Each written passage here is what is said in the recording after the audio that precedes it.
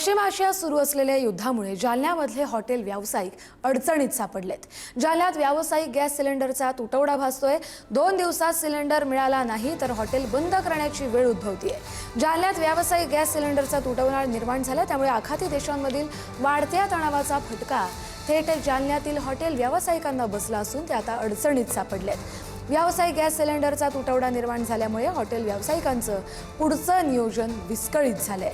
जालन्यात हॉटेल व्यावसायिकांकडे केवळ 2 दिवस पुरेल इतकाच गॅस सिलेंडरचा साठा उपलब्ध आहे, त्यामुळे हॉटेल व्यावसायिक चिंतेत सापडलेत। जर पुढच्या 2 दिवसात व्यावसायिक गॅस सिलेंडर मिळाला नाही तर हॉटेल व्यावसायिकांवरती त्यांचं हॉटेल बंद करण्याची वेळ येऊ शकते।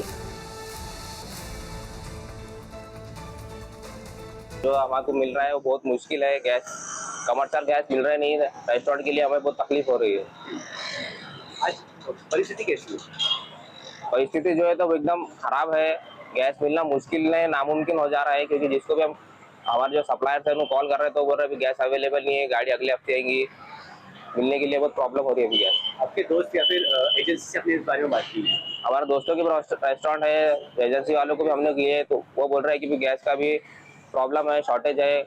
वो ज़्यादातर तो वो कॉल ही नहीं उठा रहे। इस्रायल आणि इराणचे युद्ध सुरू आहे, आखाती देशात मोठा परिणाम झालेला आहे। त्यामुळे तिथून गॅस आणि इंधन जे आपल्याला ऑइल या भारतामध्ये येत होतं तर त्याची मोठी अडचण निर्माण झालेली आहे भारतात येण्यासाठी। त्यामुळे कमर्शियल गॅस आणि घरगुती गॅस याचा भाव सुद्धा वाढलेला आहे आणि आज या परिस्थितीमध्ये गॅस भेटायला तयार नाही।